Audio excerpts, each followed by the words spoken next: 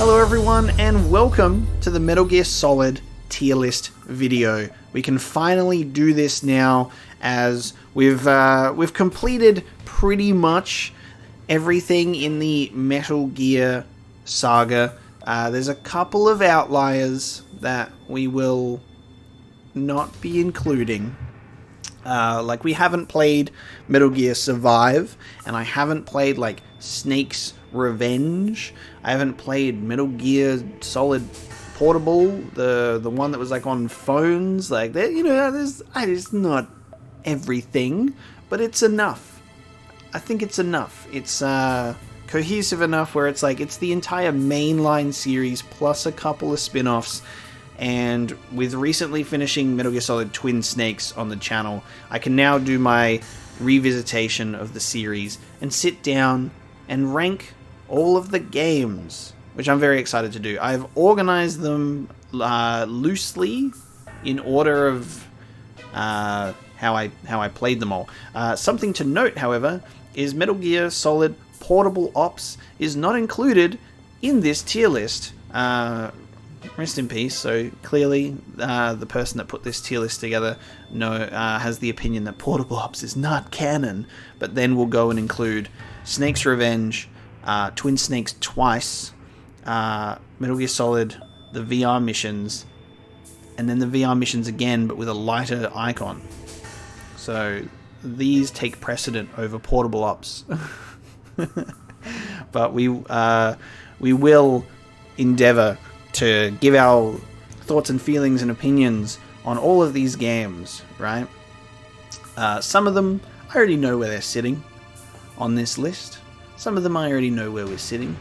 And others, I might need to discuss and think about it with you guys. But we're going to go in order, right? We're going to go in, not in order of ranking, but in order of game, right? Metal Gear Solid. The first game that we played in the Metal Gear series. And honestly, absolutely fucking magical. I missed a lot of stuff. There's a lot that I didn't do. I really struggled with controls, but I was absolutely blown away by the sheer quality of storytelling, the music, the voice acting. All of it was incredible, and also just very, especially for the time period it came out in, very innovative gameplay. It goes without saying that Metal Gear Solid sits at the S tier. And it's not going to be the only game on the S tier either. There is definitely a all-encompassing favorite Metal Gear Solid game that I have based on the experience that I had with it. And we'll get to that at the end.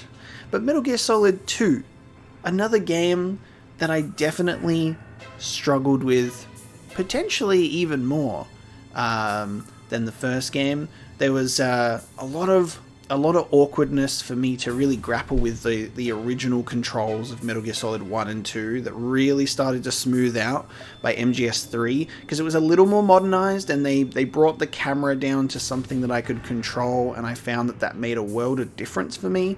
But Metal Gear Solid 2, I think the best part about that game for me is definitely when everything comes to like that climactic finish at the end. I didn't mind Raiden as a character. I know that there's a huge issue that people have with, what happened with shelving Snake and making him Pliskin, and then having you play as a different character and all that kind of stuff. People are still mad. People are still mad about that. It didn't bother me too much. I went along for the ride. The story was very interesting. Had a lot of good moments. And it's definitely one of the most profound endings in a video game ever. Especially when you just like think about that, and you just like Kojima being the prophet that he is, just really putting together a really amazing story. I will put MGS2 in my B category. For now, I might flip-flop once I see a bit more of like a cohesive image of seeing all the games in a ranking. I'm going to sit it at B right now. I'm going to sit at a B right now. So this is where it might start to get heated, because Metal Gear Solid fans, they get very passionate about their particular game. One of those being Snake Eater. Snake Eater fans, understandably, tore me apart in my ending video of MGS3 because my head was not in the game, and I will forever regret that. And I've said this time and time again. I have mentioned this and brought it up. I should have taken breaks. And the funny thing is Kojima in Metal Gear Solid 4's loading screen reminds you to take breaks. It's not good to just sit there and play for hours on end, and that's what I did with Metal Gear Solid 3. Is I ended up splitting a recording session into 2 episodes. The ending and the one before that was actually recorded in a massive long session because I couldn't put the game down because I was genuinely having a really good time. Unknowingly at the time, had a stomach ache and nausea brewing in the old belly that was really affecting my mood. That once you get out of that recording zone and you sit down, you go, oh, I actually don't feel so good, because I was so focused on the game that I was like, man, it really affected my performance. I really let myself down, I think, and I do hold myself to a higher standard now in terms of like recording episodes. So I felt as if it didn't allow me in that moment to really communicate how much fun and how much I was enjoying the game. And I think what was highlighted is more of my nitpicks at the time and my lowered mood. And I find that incredibly unfortunate for me because I'm very self-critical, and to put out something that I'm not as proud of other things definitely affects me, and it's not like it doesn't matter to me. So it's like I felt like I had a really good run through Metal Gear Solid 3 until I got right to the end, and it was like just an unfortunate little, I failed myself in a sense. But Metal Gear Solid is about failure in a sense, and coming back from that. How many times did Solid Snake, how many times did Big Boss fail only to get back up again and keep fucking going? And that's what I did. Right into Peace Walker and Metal Gear Solid 4 and beyond, and now we have so many more games under our belt. But Metal Gear Solid 3, let's talk about the game. So many fucking cool things. So many cool systems came in Snake Eater. It was awesome to have the survival viewer. That was really cool, the way that the backpack worked, and actually getting injuries and needing to apply the correct things in sequence to heal and deal with those things. The amount of wildlife to taste and eat and use as traps and use it as bait, and the sheer amount of situational dialogue and the codec relating to all of those things. That OG Foxhound unit is such a good cast of characters. Major Zero, Sigint, Paramedic, Eva as well. The whole group. It was awesome. It was a really, really good assortment of characters. Loved that it really didn't shy away from playing into, we're gonna just James Bond reference this game, and it was great. It was awesome, and it really appealed to the younger me as well, that grew up loving James Bond and then the spy movies and stuff. That I got a lot of enjoyment out of that side of things. Really appealed to me. Loved the dynamic between Naked Snake at the time and the boss, and then the history about all of that, and then being able to go into the origins of Ocelot, and then finding out Ocelot's lineage and how that works. And the Cobra unit was just really cool. I didn't I'm gonna struggle to remember what they were called. The group in Metal Gear Solid 2, Vamp, Fortune, Fat Man. I can't remember the group name that they were going under. I didn't really care about them at all. I didn't. I really really loved Next Generation Special Forces in Metal Gear Solid 1. It was awesome. And I was like, that's when you start seeing like Kojima's naming conventions for a lot of things are very unique and very cool, but I loved the enemies in MGS1. So MGS2 felt lackluster for me, but Metal Gear Solid 3's Cobra unit was awesome. Being able to do that was when I was also learning how you could also engage in fights in a non-lethal way, and trying to do that here and there, like poisoning the fear when he like eats like the frogs and stuff. I did struggle with some fights, but all in all, like, really liked the Cobra unit. It was a lot of fun. Also, the mystery of who's actually a traitor, who's doing what, like what's the real story here, and Volgan being the character that he is, and then Ocelot actually being Adamska, Adam and Eva. Really cool stuff. Metal Gear Solid 3 is an intense experience, and one of the most unique games in the series, and it was awesome to see.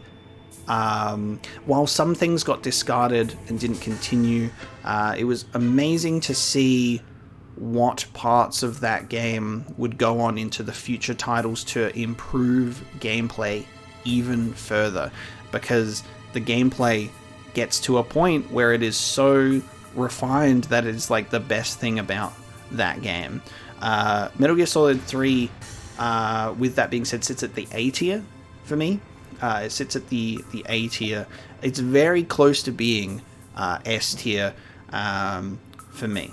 It's very close to being S tier for me. There's I almost gave away something on where I know I'm putting certain games, and I won't do that. MGS3 sits at an A for me at the moment, and like I don't think like that's. S tier is like, I don't know, S tier is special. S stands for special. There's just something special about it that really sat with me the most, that puts it up there. That's like above the top. So treat like almost A at the top. And S is just like special. And they just transcend that for me. And that's why MGS1 is up there right now, and MGS3 sitting at A tier. Next we have Peace Walker. I wish we could put Portable-Ups in here.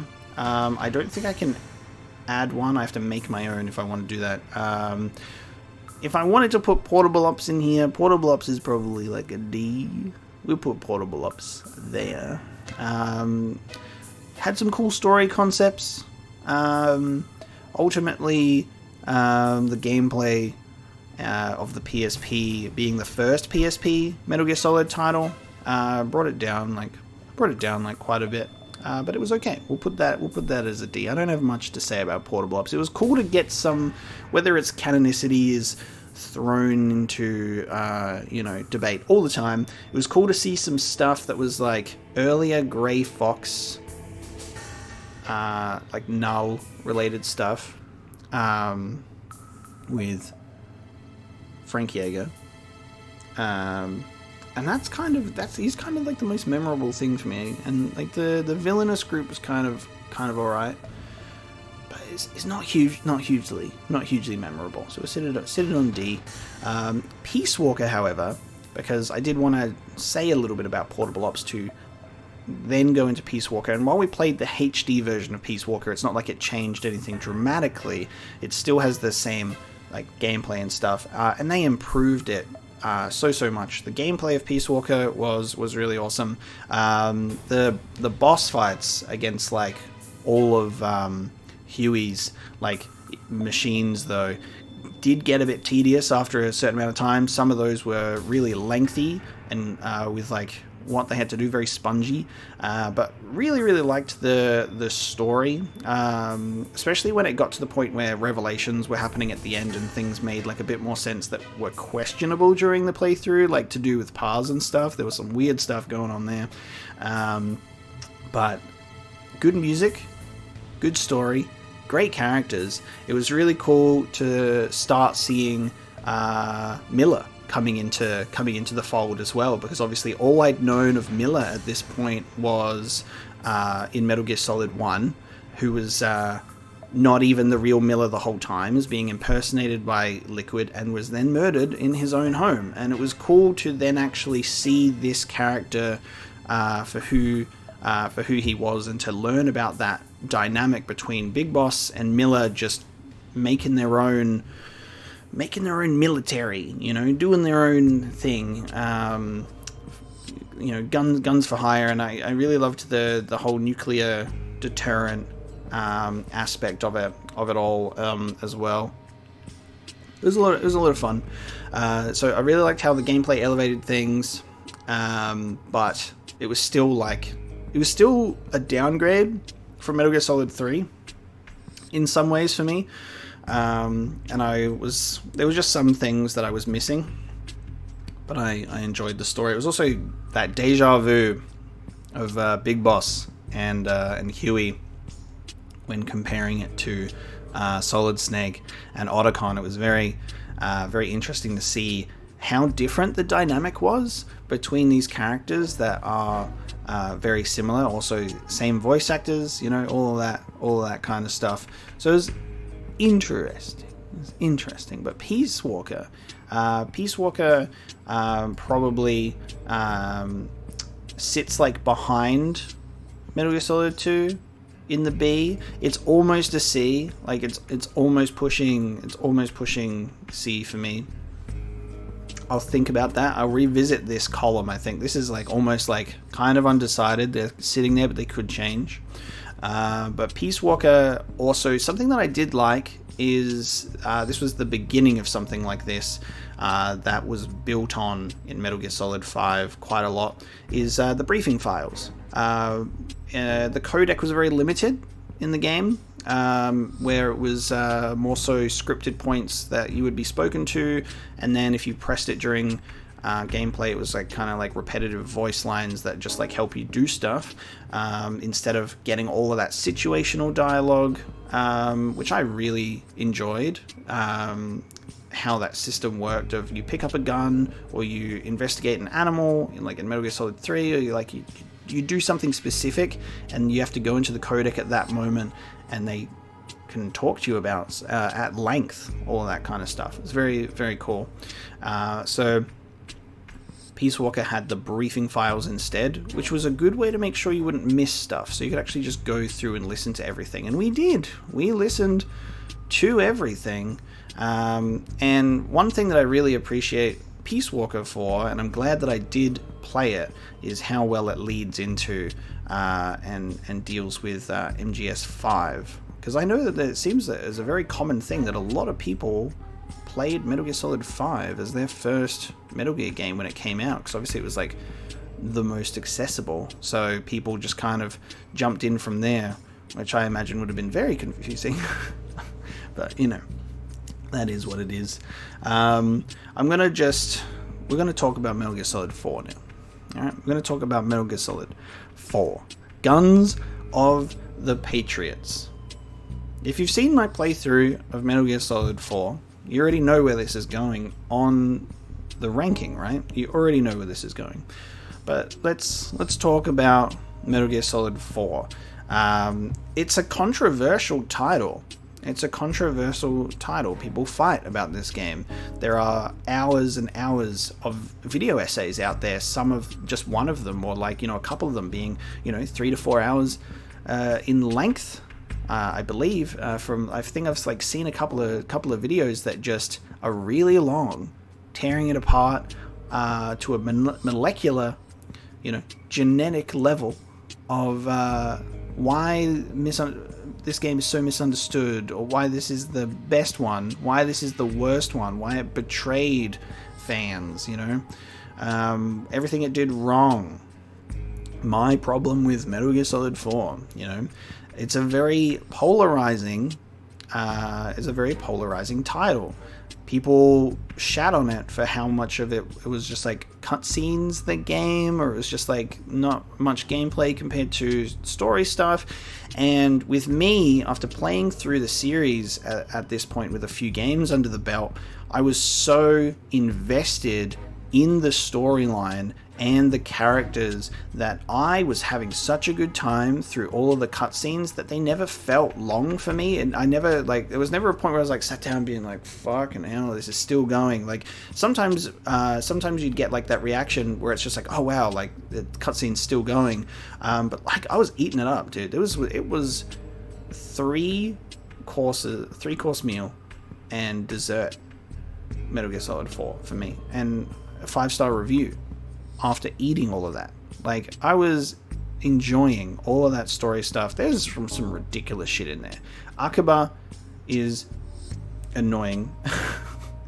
It's like the poop jokes really get drilled into your head a bit too much. It's enough to ignore it. It's not a major nitpick of the game. Metal Gear Solid 4, though, some really good character moments, and I feel like it does a really good job. It's a fan servicey game, right? But it does a really good job, I think, at really drawing from the titles before it to, like, this game was supposed to be the ending, right? And so it tries to do its best to draw in this stuff from all of the previous games to pay homage to that, reference, like, respect, and follow up and try and close some story beats that were left open. There's some really interesting things in Metal Gear Solid 4 that people, like, even carries on from people having an issue with in Metal Gear Solid 2, namely Raiden, and also Liquid Snake's arm being grafted onto Ocelot. And what's really funny about that is to even go back to Metal Gear Solid 2 and 3 is people were like, why the fuck did he put his arm on, and he's getting possessed by Liquid? It was like, what's going on? It's so weird. And then Metal Gear Solid 3, you go, oh wow, Ocelot's father has an actual connection with the afterlife, the sorrow, and like all of this kind of thing, and like dealing with what actually is the afterlife, and what does death mean in Metal Gear Solid, in the Metal Gear Solid universe. And everyone's like, oh wow, that makes sense, that's awesome, because of Ocelot's father being the sorrow and him grafting an arm of a dead guy onto his body, he would be able to connect with that, and then it makes sense, and it's like, that's actually a cool way to go. And then Metal Gear Solid 4 says, that would be cool, except no, it's not that. It's not that at all, man. Would have been cool, but no. So we go with we get to the end of Metal Gear Solid 4, and it's I was also up the whole time, bitch. Self-hypnosis, which then they pick up that plot thread and kind of put that into Metal Gear Solid 5 as well. It's always interesting to see things that you can see that are introduced in a game and then they make it work in the next one.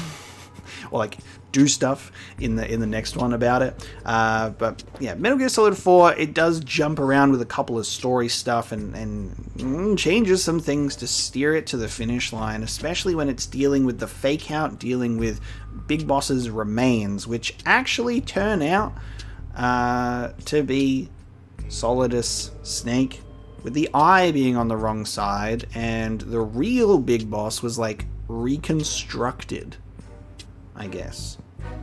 Because then, oh man, you like the whole Big Boss saga of Venom Snake and actual Big Boss, and then everything that fucking happens with that is such an interesting thing to like dissect. But Metal Gear Solid 4, man, it's just it's big, right? It's big. There's a lot there. And the gameplay was awesome as well. So it wasn't just cutscenes, the game for me. Genuinely, the gameplay was so good. And it was awesome to be like, fuck, man, this is like one of the best things on the PS3. This is like one of the best things that's ever been done on the PS3. And it needs to get off the PS3 and be on current hardware, god damn it, with performance upgrades. But that's incredible. The graphics were amazing. How everything looks was awesome.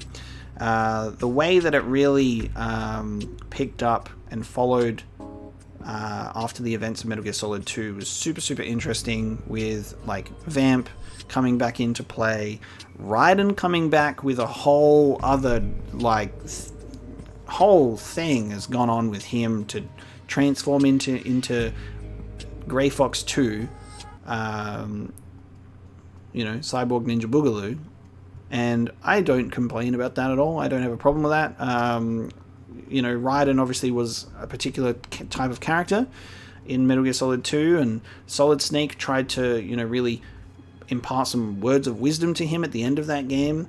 And it seems that there was, his character did change. His character did change to serve something different in the narrative. And, I'm not complaining about that at all, because we also got Metal Gear Rising because of it.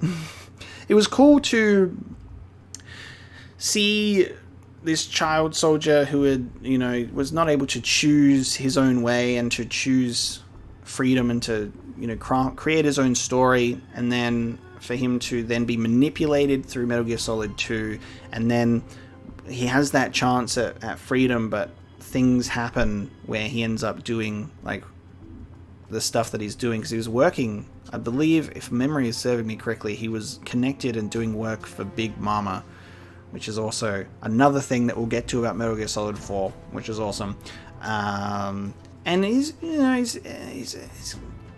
makes him very interesting. It makes him very interesting as a character. I really like the relationship that he has with the fact that he also has a son. This is a very interesting dynamic. I think a criticism that people have actually pointed out about the characterization in Metal Gear Solid 4 specifically, that might be a bit of an oversight. And I'm not sure how correct this is, and maybe I might be misremembering, but based on this, I remember a comment talking about Metal Gear Solid 4, and it was weird that Rose and Campbell spoke and speak about the events of Metal Gear Solid 2 as if they were there. When they were not there, they were not real, because it was the AI. But they speak as if they were there. And then also doing the weird fake relationship thing, and then Rose being on the codec as our psychologist was very interesting. There's a lot to talk with. It's why it makes sense why the video essays on Metal Gear Solid 4 are so long, because there is a lot of plot threads coming in, but ultimately Solid Snake fulfills the boss's legacy, and I think that's something that's really important as well, is it's something that Big Boss was trying to do for his whole life, because he misunderstood the boss's will. Major Zero misunderstood the boss's will, and they parted ways, and we had Cypher and then the Patriots whole thing happening, and Big Boss was doing MSF and then Outer Heaven and doing his own, and Mother Base and his own thing, and Solid Snake realized the boss's will unintentionally, because he had no connection, no direct connection to that character, but we get to the end of the game and he does it, and then we have this amazing encounter with father and son of Big Boss wheeling in Major Zero, and then talking to Solid Snake. It was an incredibly powerful scene, and especially I can imagine from people who might have even been playing the series since the Metal Gear 1, Metal Gear 2 Solid Snake days, and how they actually dealt with that encounter with Solid Snake and Big Boss back then. Seeing this scene, which was supposed to be the ending of the series, was wild. It was wild. It was very impactful for me even, and also that realization of, oh fuck, the whole corpse we were dealing with was Solidus the whole time, because it was the eye on the wrong side. And I don't even feel like this brief analysis talking about Metal Gear Solid 4 in retrospect now has even really scratched the surface, because there's so much stuff.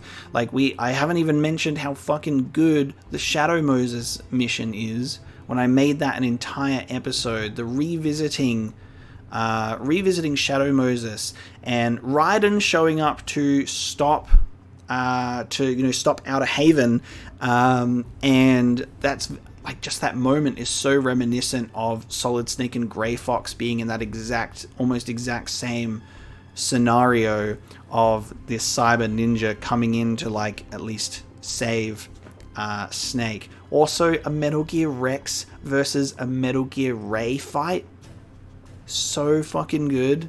Ocelot was a madman. Liquid Ocelot was a madman in Metal Gear Solid 4. Absolutely unhinged. It was so cool. Jennifer Hale absolutely kills it as Naomi.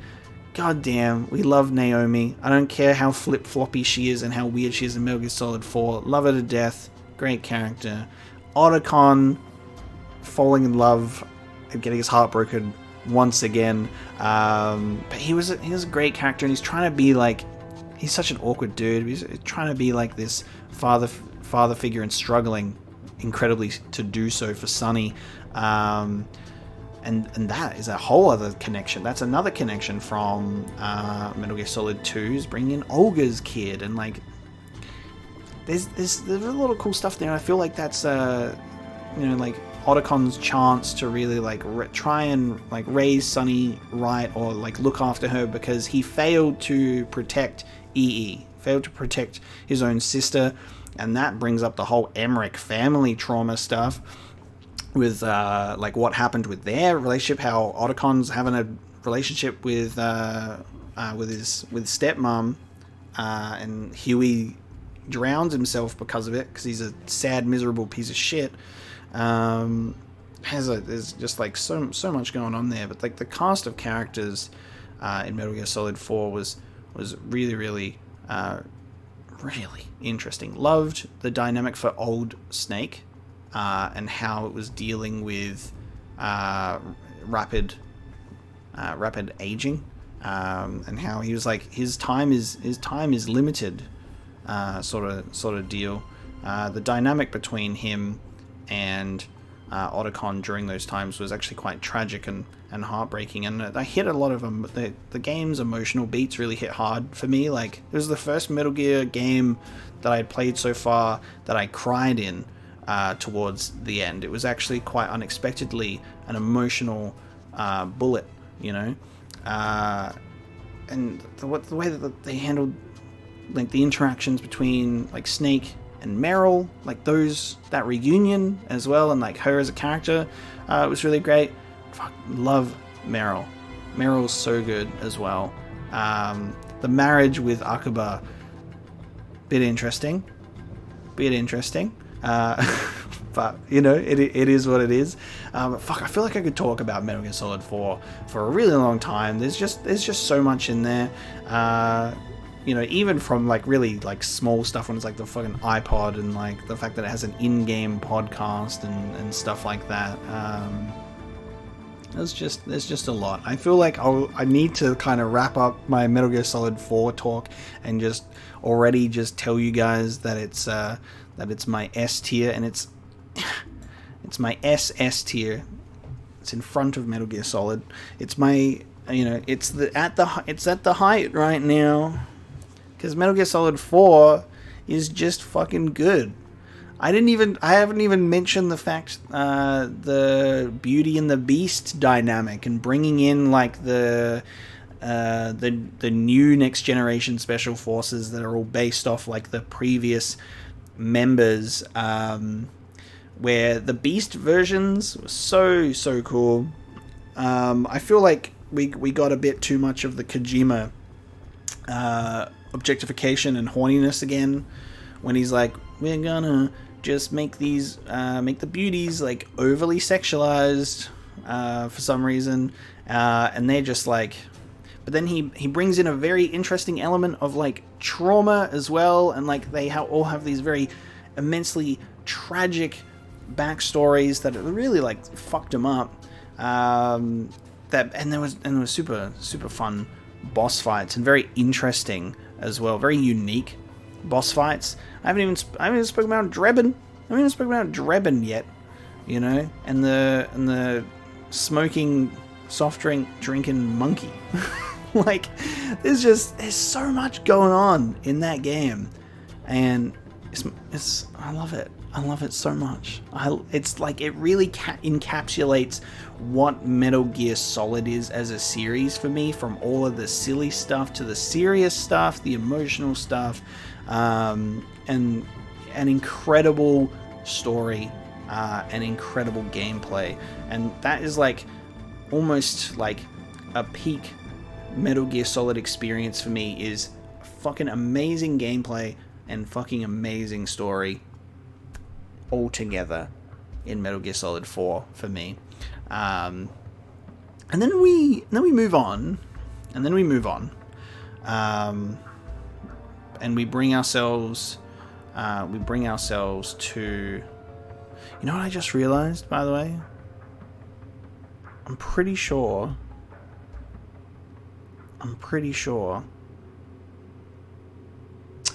we did play Peace Walker after Metal Gear Solid 4. I just remembered that. I'm getting confused in my own timeline there. We did do... Did we? I think so. I'm confusing myself now. I'm pretty sure I played Peace Walker. Yeah, because I wanted to go from Peace Walker right into Metal Gear Solid 5 instead of jumping around the timeline. I remember. We went from Metal Gear Solid 3 to Metal Gear Solid 4. Right. I remember that. So there were things in Peace Walker that we didn't even know yet. So there were things that happened in Metal Gear Solid 4 that we weren't able to relate to Peace Walker yet, because then we did Peace Walker and then Metal Gear Solid 5. I'll slightly amend my timeline there, because I went, wait a minute, we didn't go from 4 to 5, did we? We did not. So Ground Zeroes is a short and sweet, essentially little tech demo for what Metal Gear Solid 5 is capable of, really. And it was obviously graphics. We loved that. It was a gorgeous game. It was very gorgeous, very short. Music was awesome. Graphics was awesome. Really getting to see gameplay stuff was great. Loved the gameplay, and even it was very rewarding to see the continuation from Peace Walker, like immediately being in that same time period, and then the very shocking reveal on how it ends and how it's going to tie into the Phantom Pain. And it's weird to even put it in this ranking because it's so short that I almost want to rank Metal Gear Solid 5 as a complete experience, but we'll keep it separate. I genuinely feel that like Metal Gear Solid 5 Ground Zeroes specifically brings a lot of good stuff to the table. And I like what it was doing with gameplay. Like I said, was not at the time big on the voice actor change because that took me by surprise. So you got like a real time like, why reaction. And I will say, obviously, through the Phantom Pain, I really came to appreciate the voice, and I cannot imagine David Hayter's Big Boss voice in Metal Gear Solid 5. Like, I can't imagine it being it's so fitting. Kiefer Sutherland's voice is so fitting as Big Boss to me now that it annoys me that there is so much behind the scenes drama in terms of how David Hayter was treated. I can recognize how good Kiefer sounds as Big Boss. And there seems to be like the whole internet meme of fucking Snake. Like Big Boss doesn't even, Venom Snake, I should say, at this point for Metal Gear Solid 5, the Phantom Pain, doesn't talk at all. And he does. He's got plenty of dialogue, enough to make a character out of him and to really understand what's going on there. And he's like, Venom Snake is such a good character as well. Venom Snake, it's so good. So obviously, you know, we know the big boss Venom Snake, two different people, Ahab, Ishmael.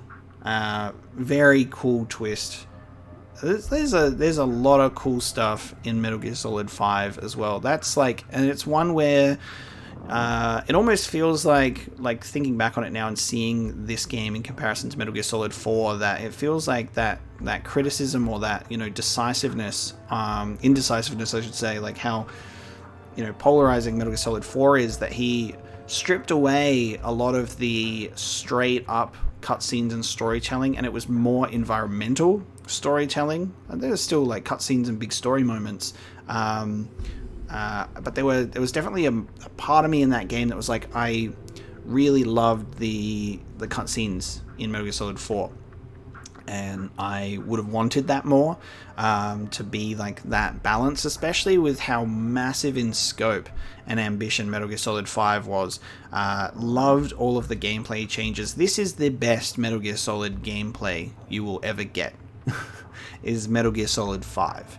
Especially the Phantom Pain. I love the changes and the updates, and how freeing it is. The open world formula is very interesting, because it feels like a series that would not benefit from that at all.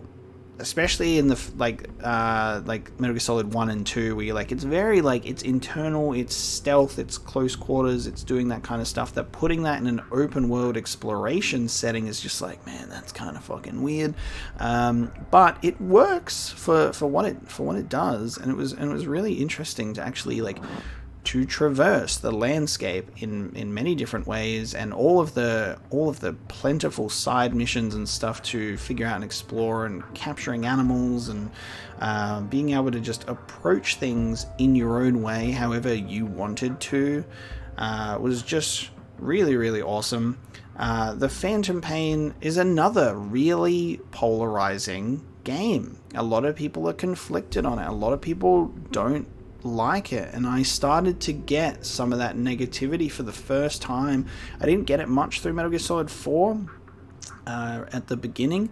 Like, it was the first time that when I first posted like the first episode or two of the Phantom Pain, we started to get those people that are just like, man, I feel so sorry for you, sort of stuff. Like, people were really like not excited for me to play it, almost as if they had already decided how I was going to feel about the game, based on their own feelings about it. And if there's one thing I do when I play a game, I approach it with an open mind and no preconceived notions of opinions, even if there's games that are like infamous enough that transcends like my barriers of gaming when I was like growing up, or games that I never played. Like, I hear about backlash sometimes for particular series, like, you know, as an example, Mass Effect Andromeda. But when I eventually play Andromeda for myself, clean slate, I will let the game play into my own opinion, and I won't go in there expecting it to be bad, because I might like it. And if I go into any game with an expectation of, oh, I just hear that this thing's fucking god awful, so I've already made my mind up, nobody's gonna have a good time there. Nobody's gonna have a good time. Like, if I hear a game's bad, I'm like, yeah, this game's bad, but I'll check it out. We'll see how I feel. Then, if I am reacting poorly, or I don't like things about it, it's a genuine feeling for me. And the things that I do like about it, I do talk about, and I highlight that. And that happened a lot with me playing Resident Evil 6. That's another one in the franchise that sticks out like a sore thumb. Resident Evil 6 walked so Resident Evil 7 could run, you know? But I'm getting off topic, and we'll go back to Metal Gear Solid 5. The cassette tapes, some of those cassette tapes are fucking spicy in terms of like lore and information, and really like I liked that they gave us a little more insight and fleshing out the Cypher Zero side of things, especially when you get to the truth tapes. This game has such an emotional impact on me as well, that like seeing, like, I thought we'd reach the ending of the game, because I was like, holy crap, this feels like victory, like we won, we beat Skullface, we've got Sahelanthropus on Mother Base, we did it, it's over, we're all looking into the sunset together. And then it pops up with Act 2, and I swear to God, my soul left my body in that moment. Metal Gear Solid 5 was just a game that I never wanted to end. I was so excited for what was around the corner, and obviously hearing about stuff that never made it to completion, obviously hearing about all of the drama with Konami and Kojima made it. It's so heartbreaking to know that there is more story to be told within the Metal Gear Solid timeline, within the Metal Gear Solid universe. I've spoken sometimes at length about what I would imagine they could do with a couple of other Metal Gear Solid titles set around the Big Boss timeline, that I just would be so good at bridging the gap into the Metal Gear games specifically, and also linking to Metal Gear Solid 2 with Solidus, Snake, and Jack the Ripper as well. There's just like, there's so much that could be done, and we can only dream about it, really. But Metal Gear Solid 5, a lot of people hate it for like things that it does or things that it doesn't do. It is genuinely almost at S tier for me, is how I feel about it. It is my A tier. It is at the top for me. It almost nudges its way into S tier for a lot of reasons. For a lot of reasons. And I've seen some really incredible mods for Metal Gear Solid 5 on PC, and I'm still sitting here wondering all these years later. I'm like, guys, how has there not been a modding mastermind that has decided to try and remake the Metal Gear games with the Metal Gear Solid 5 engine? Because it should happen. It should happen. It would be a sight to behold. There's people that are literally like putting Morrowind and Oblivion into Skyrim, and it's taken them 5 million years, but they'll eventually get there. So I'm sure you could put Metal Gear into Metal Gear Solid 5 somehow. I don't know. But Metal Gear Solid 5 sits at A for me. The Phantom Pain specifically sits at A for me. Incredible soundtrack as well. Holy crap! A lot of licensed music, however, which is good music, but you know, prevents YouTube related listening. But we now at this point can actually move in to some other titles, as the main Metal Gear Solid saga has now been covered. That's what we're looking at so far. In terms of this, however, I believe we actually played Metal Gear and Metal Gear 2 before Rising, but they're not really close together to the point that it really affects my thought process or like what I have to talk about, because it doesn't really link to anything. But Rising is obviously a genre shift. It's an action game, and it's immensely entertaining, very challenging, especially when there are things that you might miss or a couple of points that you don't pay attention to. For example, I didn't find this out until after the fact, that the Zandatsu symbol is not only the big flashing red one that pops up when you need to activate it in slow-mo, but it also is like highlighted to a character on the screen as like a little orange little glow thing. And I missed that, and that would have been very, very good to put for me to remember that was a thing in the Armstrong fight. So there's some key things that I did slip up on with Metal Gear Rising, but genuinely it really impressed me, and it felt like a very faithful Metal Gear game, because the codec was fully fleshed out. Very impressed, and it was back to what I really liked about the codec, when it was situational. You pick who to talk to, they go and talk to you at length about things in the game as well, and it was awesome to get some continuation on the Metal Gear Solid 4 storyline to pick up some stuff, reference some things, but it was great. I genuinely thought the gameplay was so good. How it flows, how it all works was absolutely crazy. So fast paced, especially when I accidentally played the game at like double speed in episode 3 and didn't think anything was wrong because I just was like, the game's fast. So I mean, look how fast the game's moving. I accidentally enabled turbo mode and had to restart the actually like force quit the game and restart it to get it working at the correct speed. But I definitely hit some tough points, learning curves that I could have definitely done better on, and I have received more than my fair share of criticism of those fights. That's for sure. And it's fair. It's totally warranted. I could have done them so much better. But hey, first time, I made it through the game at least. And I gave it a decent effort for sure. And it was awesome to get the story through codec and through cutscenes. Some of them so ridiculous and so over the top that it was just a delight, just a delight. Really good cast of characters. Jetstream Sam, what a guy. Very interesting, very, very, very compelling character. Getting Sunny post Metal Gear Solid 4 and seeing what she was up to was awesome. That was really cool. Seeing how she was dealing with stuff and really just doing Otacon proud even. While we didn't even get to see or get any Otacon in Metal Gear Rising, which is fine. Sunny in there was definitely a treat. Doctor, what a character. Doctor. No, it's just funny. Good again, like a decent cast of characters. The cast of characters in the modern Metal Gear Solid timeline are always quite wacky. They're always quite wacky. But then in Metal Gear Solid 3, everyone's quite grounded, and realistic. Especially Paramedic. We love Paramedic.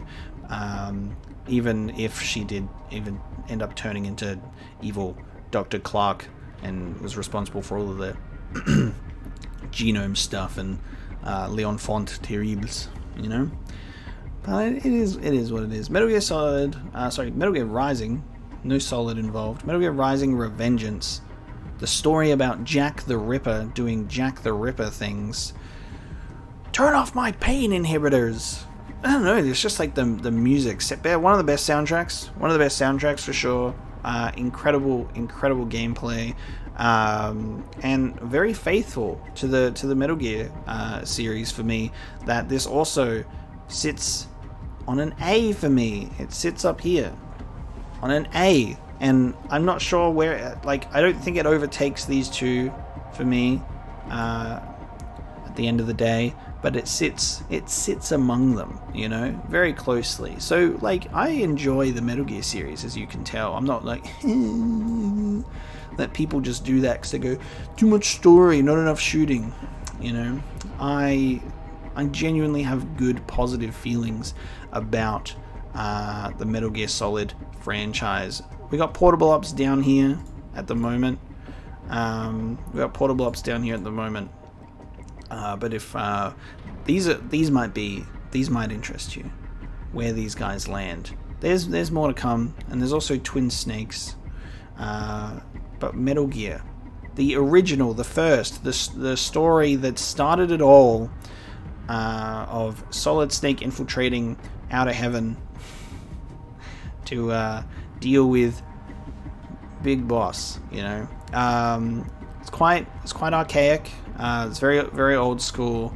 Had some really cool stuff in there, but there was a lot of struggle. Also loved how it introduced a lot of things that I could see being evolved. It was really interesting to go back all the way to the beginning and have that insight and perspective on how it had all changed and updated over time. It does sit at C for me, however.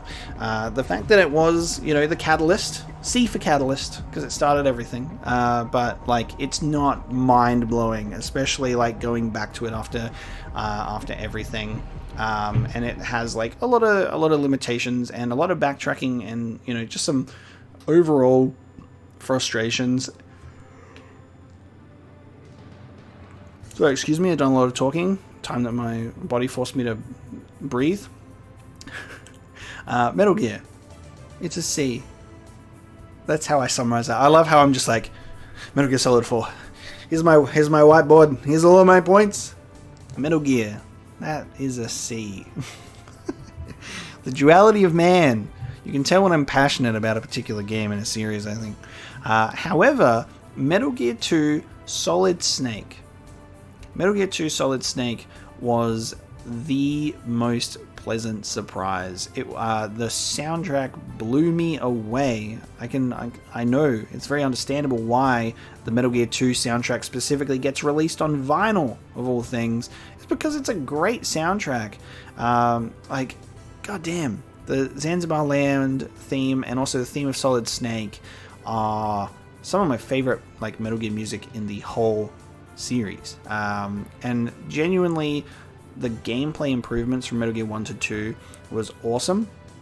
And having the perspective of Metal Gear Solid 5 while playing through Metal Gear 1 and 2 was hilarious as well, to just be like, wow, so they've essentially retconned and rewritten Metal Gear 1 to be Venom Snake and Metal Gear 2 to be Big Boss, and it was awesome. And seeing the Metal Gears in their early stages back here was great. I loved the gameplay improvements.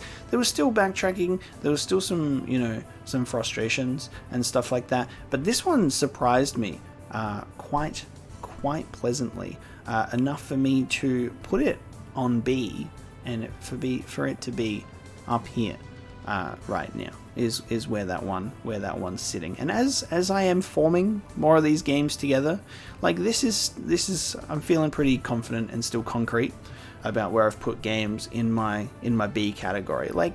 B is not bad. B does not stand for bad, Just remember, A is practically the top.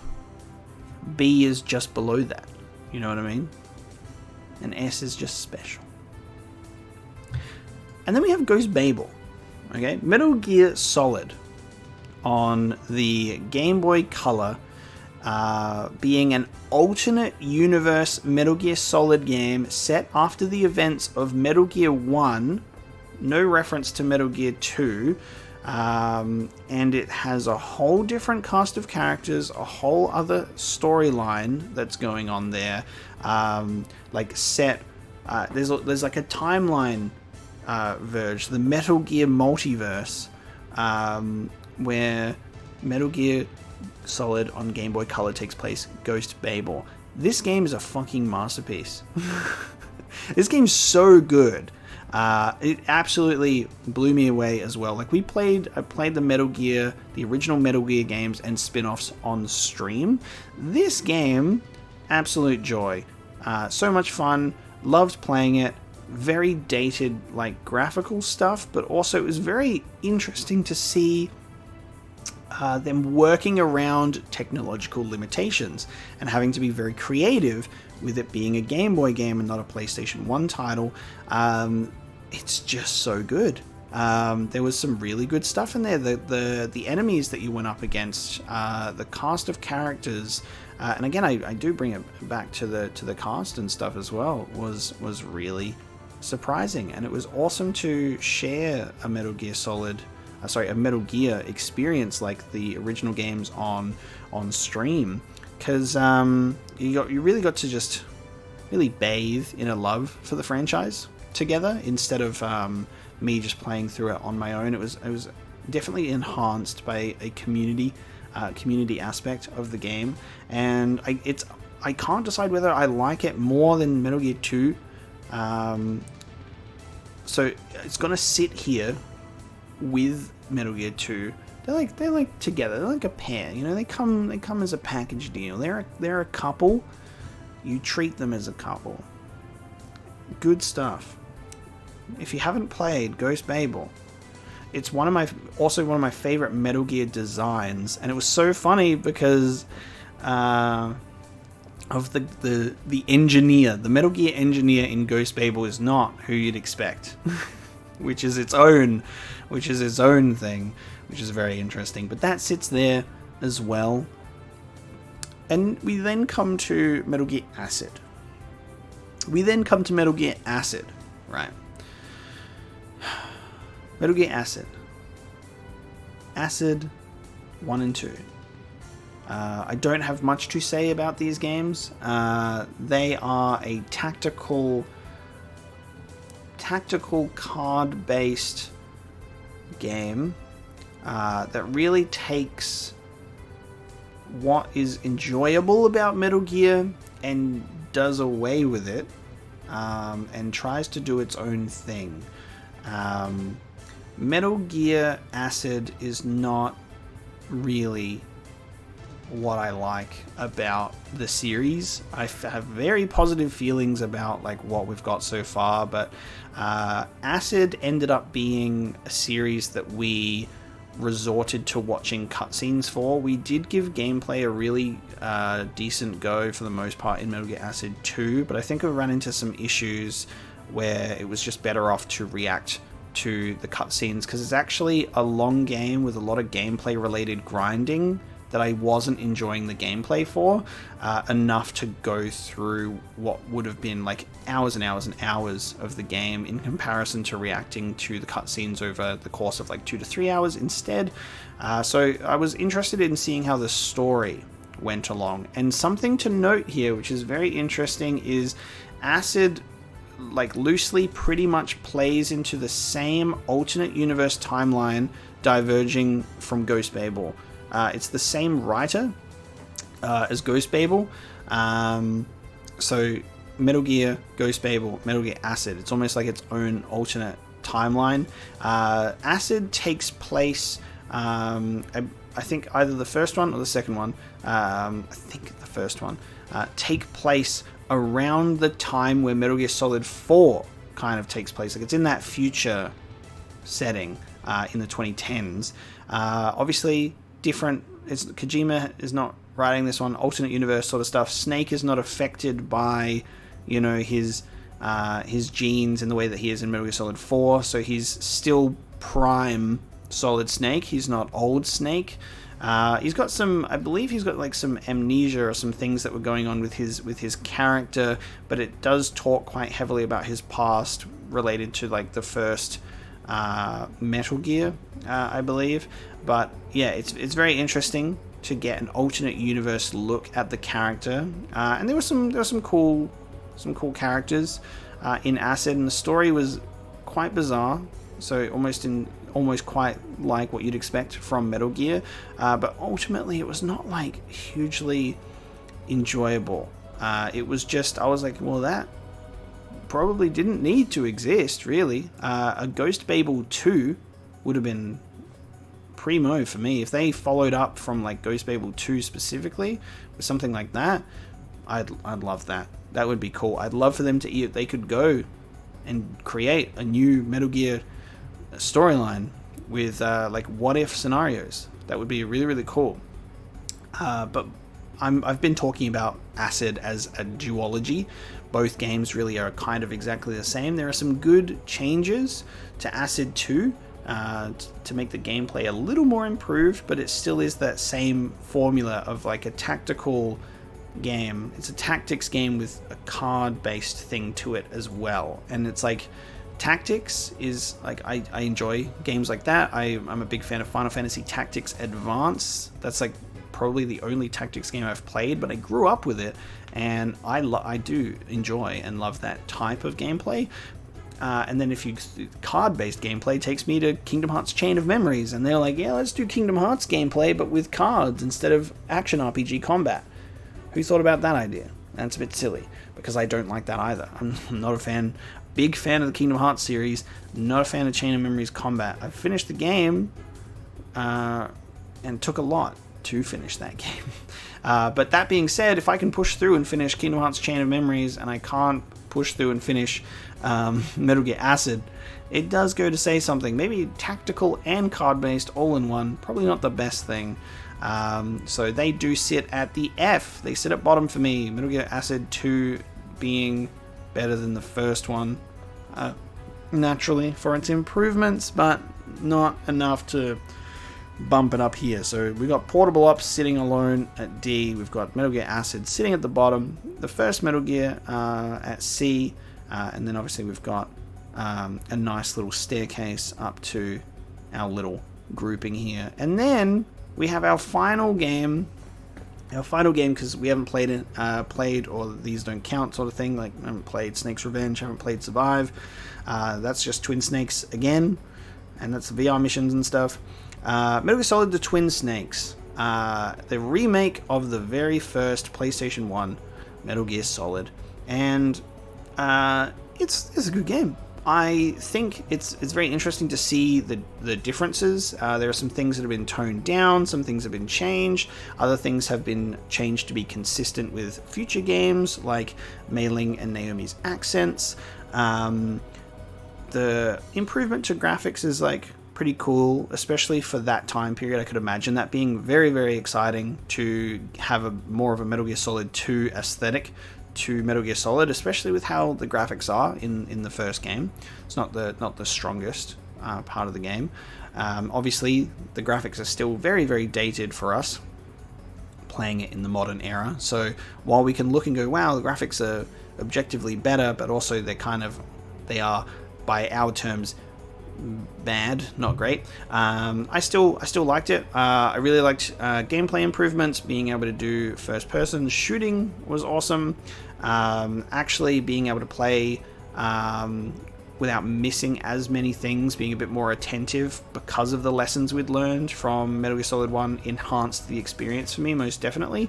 So it was good to utilize the codec more, enjoy that gameplay, but it definitely does not have that same impact. It is not special, you know. Some music is missing that is really, really good in the original, and it's replaced with new stuff, and that is a bit of a shame. Dialogue has been changed. Big plus, however, is the voice cast returning. For the most part, the voice cast is actually quite good.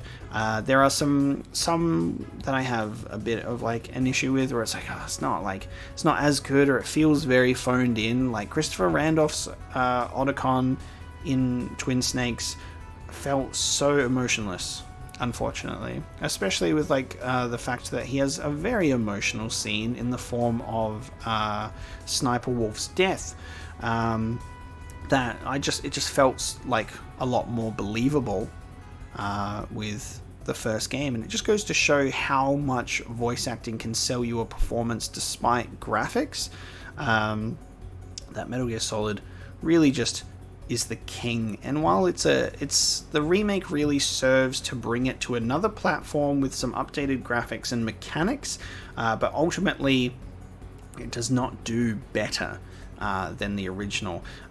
Twin Snakes, for me, with those things in mind, because it is a remake, it's very interesting to like rank it in a sense, because it's like, well, if the first Metal Gear Solid's all the way up here, you'd think that Twin Snakes wouldn't be too far behind, but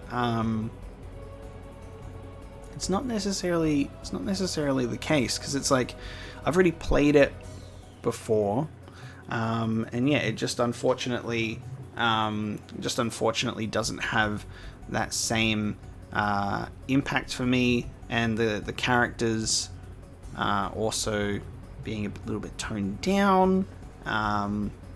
It was much easier to go through it as well, and I think first person made that a lot easier. I don't know. It was it's hard to. I don't want to feel like I'm being too harsh on it, because I enjoyed it, and I like it. I think it's a good Metal Gear Solid game, and it's a decent remake. It's got some over the top cutscene stuff happening, but I do think it kind of it's lower for me.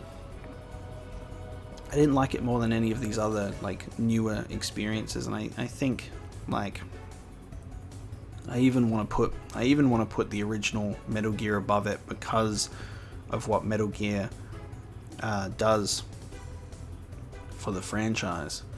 I think we'll put it there. So it does fall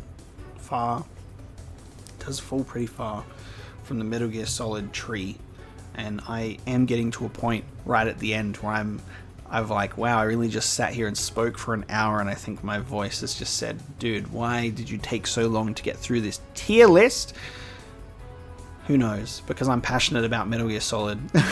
I'm passionate about Metal Gear Solid, and I can't just sit here for like 5 minutes and go, assign it all, and then go, make of that what you will. See you later, everybody. I feel like I need to give a very valid reasoning and you know, decent input for why I feel the way that I do about particular games. So that is what we are looking at for our Metal Gear Solid tier list. Is Metal Gear Solid 4 and Metal Gear Solid are very special to me, and I will never forget them.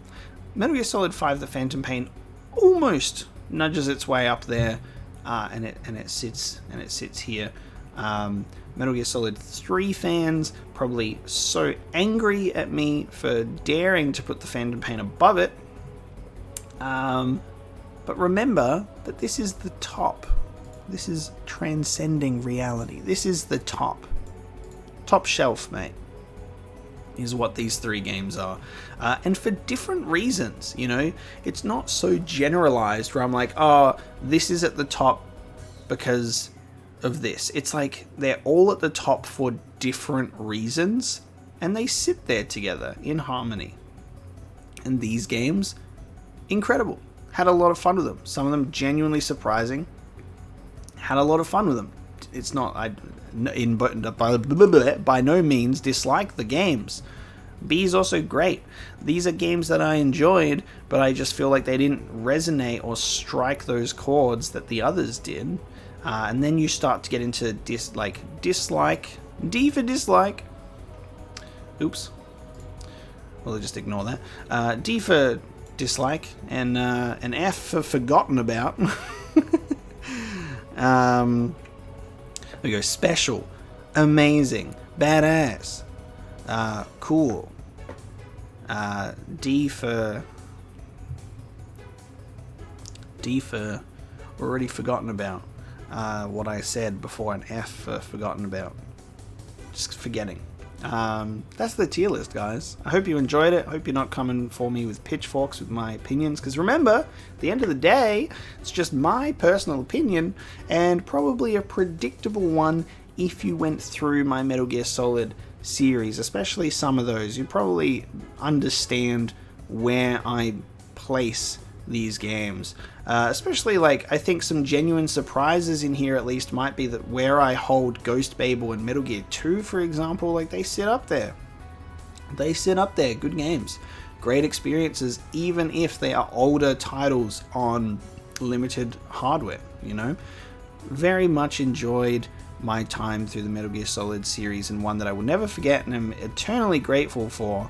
And I just want to say thank you so much for watching this video and coming along with me if you have made it this far to the end of my rambles on the games in this series. I have a genuine love for this series, and it's so crazy to think about how I only started Metal Gear Solid on PlayStation 1 in September of 2020. You know, it's been just over a year at this point, being a new fan, a relatively new fan to the series, but very quickly becoming enamored with the franchise and a die-hard fan. I'm going to rest my throat now after like over an hour of just rambling on about this beloved franchise. So thank you so much for watching. I hope you enjoyed. Fight amongst yourselves, or don't. Have beautiful perfectional harmony in the comment section in unanimous agreement about my tier list, maybe. Respect other people's opinions. Don't tear each other's throats out, because Metal Gear Solid 3 might be your favorite because there was a cool ladder sequence. Or maybe Metal Gear Solid 2 is your favorite because you genuinely really like Raiden in Metal Gear Solid 2. Maybe Metal Gear Acid's your favorite because you don't even like stealth games and you love card games. It's all up to you. It's all subjective. Depends how much enjoyment you got out of it personally. Remember that before you disagree in an aggressive way with someone else's opinion, you know? Be kind to each other. Stay safe. Thank you so much for watching, and I'll see you in the next video.